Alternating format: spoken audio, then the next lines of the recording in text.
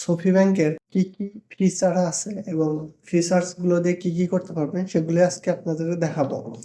প্রথমত দেখতে পাচ্ছেন স্মার্ট কার্ড, এটা আপনারা চাইলে পরে ফিজিক্যাল কার্ড হিসেবে অর্ডার করতে পারবেন। এর জন্য আসতে হবে প্রথমে সোফির হোম পেজ থেকে স্মার্ট কার্ডে আসবেন। এখান থেকে অ্যাড্রেস প্লাস নেক্সটে ক্লিক করলে পরে এই অ্যাড্রেসে সোফির কার্ডটা চলে যাবে। তো এটা একটা অপশন গেল। এখন আসি ব্যাংকিং সাইটে। তো দেখতেই পাচ্ছেন এখানে সোফি ব্যাংকিং এর জিরো ব্যালেন্স আছে।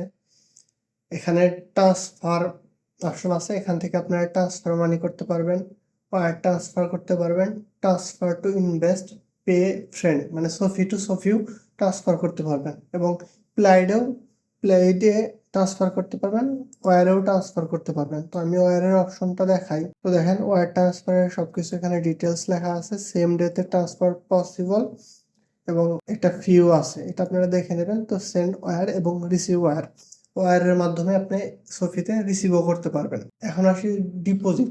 এসএস ডিপোজিট করতে পারবেন, ডিপোজিট ক্যাশও করতে পারবেন এবং চেক ডিপোজিটও এখান থেকে করতে পারবেন।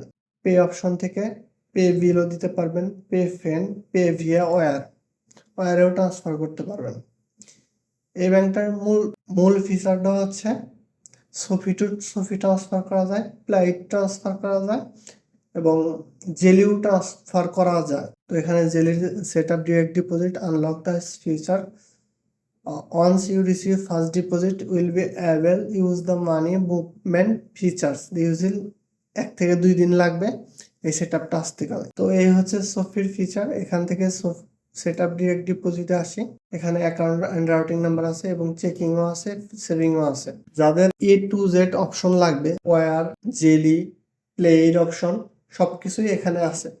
আপনারা চাইলে এই ব্যাংকটা আমার থেকে নিতে পারেন এবং আরো অন্যান্য ইউএস ব্যাংকও আমার কাছে আছে, আপনারা চাইলে যোগাযোগ করতে পারেন। তো ধন্যবাদ।